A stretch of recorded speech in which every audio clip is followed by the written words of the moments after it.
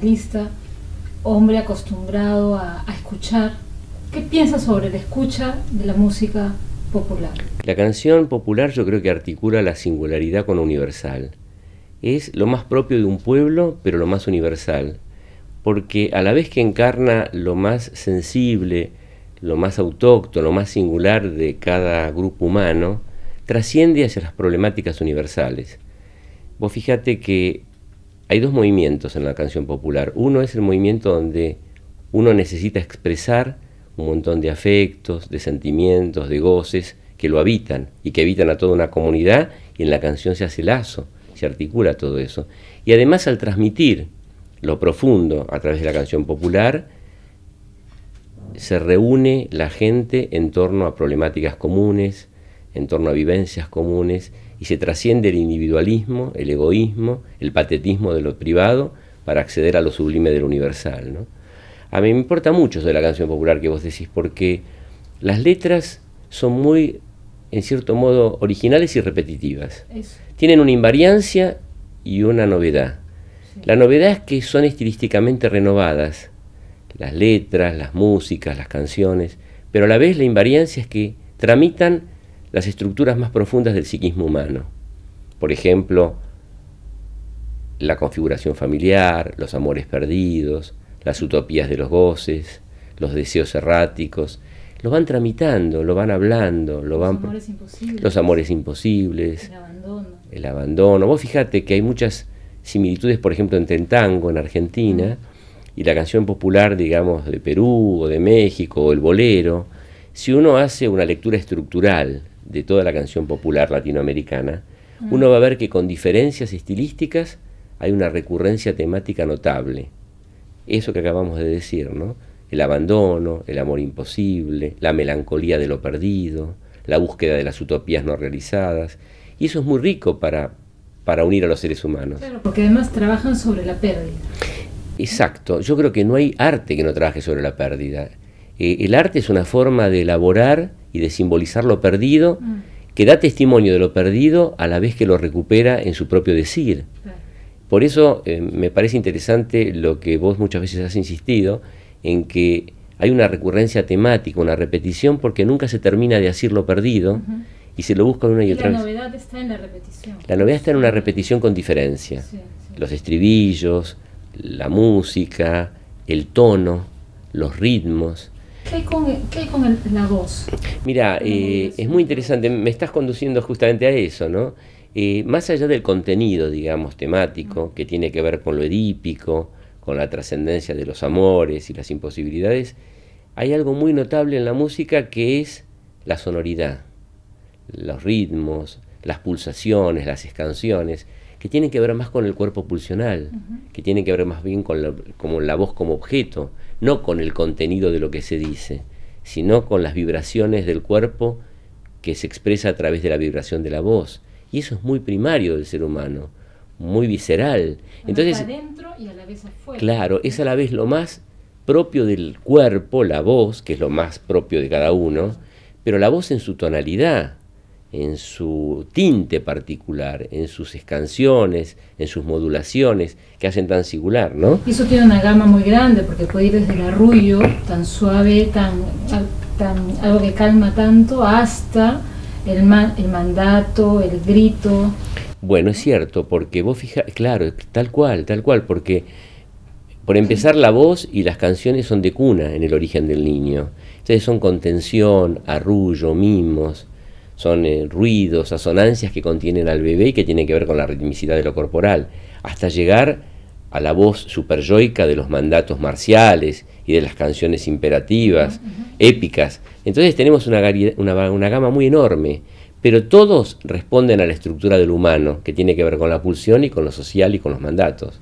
Ni una cosa ni la otra, ¿no? Por eso es tan interesante como la gente es sensible a la canción que arrulla, a la canción melódica, al bolero, a lo romántico, que alude más a la interioridad, a la introspección, y a la vez tan sensible a las canciones marciales, a las marchas épicas, a las canciones de desfile, a las canciones militares, a las marchas mismas, ¿no? Sí, sí. Es muy interesante esa combinatoria, ¿no? Me parece muy lindo lo que vos me preguntás, en el sentido de cómo la música popular anuda los dos registros, el registro discursivo y el registro sensible, la letra y la música, ¿no? Esa combinación. La repetición y la diferencia. La repetición y el sinsentido. Y la repetición es por eso, porque se insiste en lo mismo que no termina de simbolizarse jamás. Sí. Porque la pregunta es que uno se hace, cualquier televidente podría hacerse, es ¿por qué en Chabuca o en el tango o en cualquier autor popular, o en Mercedes Sosa o en Atahualpa Yupanqui o en el bolero o en la trova yucateca o en cualquier cosa se repite casi los mismos estribillos en forma insistente? Esa insistencia da cuenta de una dificultad en la simbolización plena de lo que se alude. Claro. Porque si se podría simbolizar, ¿por qué habría de repetirse? Y no solamente la intención del autor al repetir, sino cuando recordamos una canción, sustraemos un fragmento y lo repetimos hasta el hartazgo a veces. Eso es notable, lo que me decís vos es notable porque me hace acordar lo que pasó con Mahler. Vos fíjate, de pronto uno canta un estribillo que lo convoca una y otra vez, que te convoca, ¿sabes por qué? Porque es como un lapsus, es como un sueño que te habita y te hace repetir porque alude a algún goce oscuro, algún deseo. Hay que interpretarlo como algo sintomático. Claro. Te ha pasado, le puede pasar a cualquiera que va por la calle y repite semanas enteras un estribillo, ¿no? Por ejemplo, un bolero, o Reloj no marques las horas, por ejemplo, para decir un bolero, porque el bolero es muy romántico y tiene que ver mucho con lo sensible, ¿no? Pero fíjate, Reloj no marques las horas, y va cantando una persona canturreando en la noche, canturreando sería, canturreando, reloj no marques las horas. Quizá eso alude a alguna conflictividad con el tiempo, quizá alude a un drama pasional vivido, quizá alude a una historia no cancelada. Entonces es muy interesante desde el punto de vista psicológico, psicoanalítico, poder pescar el lapsus en su sentido de recurrencia temática. Te va a pasar, me ha pasado a mí, que durante épocas enteras de la vida repetimos un estribillo y después lo olvidamos, claro. Seguramente porque ese tema perdió vigencia o se elaboró. Y en lo popular también, porque hay canciones que sin querer ser las más importantes para un autor, resulta que no sé, es así. Que lo social pilla esa canción como bandera identitaria y se canta casi como si claro, de una claro, nación, porque ¿no? primero que el que escribe una canción o el que la redacta no sabe el efecto de su decir, no sabe.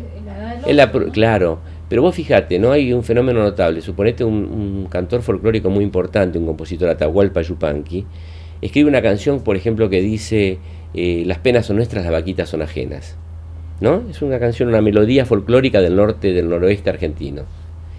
Y esa canción es recurrente porque expresa el dolor de un pueblo que padece la exclusión y la miseria. Vos fíjate, en una condensación, en una economía de medios, las penas son nuestras y las vaquitas son ajenas. Solo dos frases: pena que lleva el que sufre y la riqueza que tiene el otro. Y eso se hace himno, se encarna en la multitud porque representa el sentir profundo de una situación social, ¿no? Que lo peculiar de la canción popular es esta capacidad de invocar al otro, es la porción invocante. Claro. Hay un otro en la canción popular. Por supuesto, hay un otro y muy consistente. Sí. No es un otro individual, es un otro social. El que hace una canción popular, el que la entona, la redacta, la escribe, está expresándose, convocando al otro y recibiendo del otro el retorno de lo que significa expresar al pueblo, expresar un momento histórico. Hay que inscribir la canción popular en el horizonte histórico de la época, sí, digamos.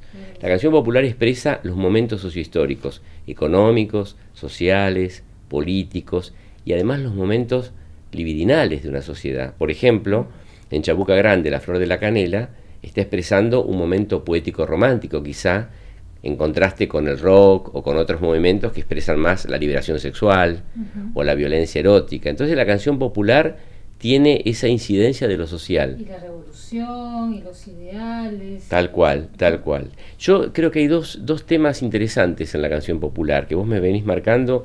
Uno es lo temático ligado al amor, a las pasiones elementales, a los goces más profundos, al deseo.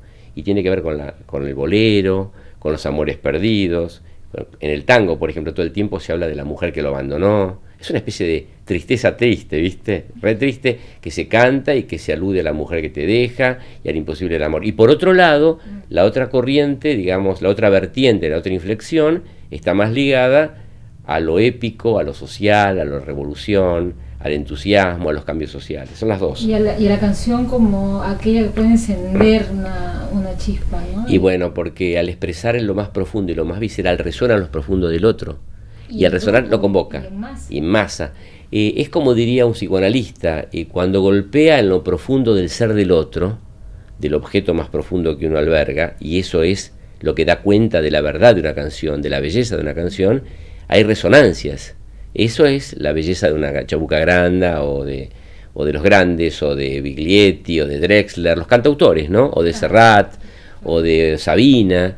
Puede ser tanto campesino, urbano, barrial. Es muy interesante seguir el derrotero de todos los modos estilísticos de la canción popular.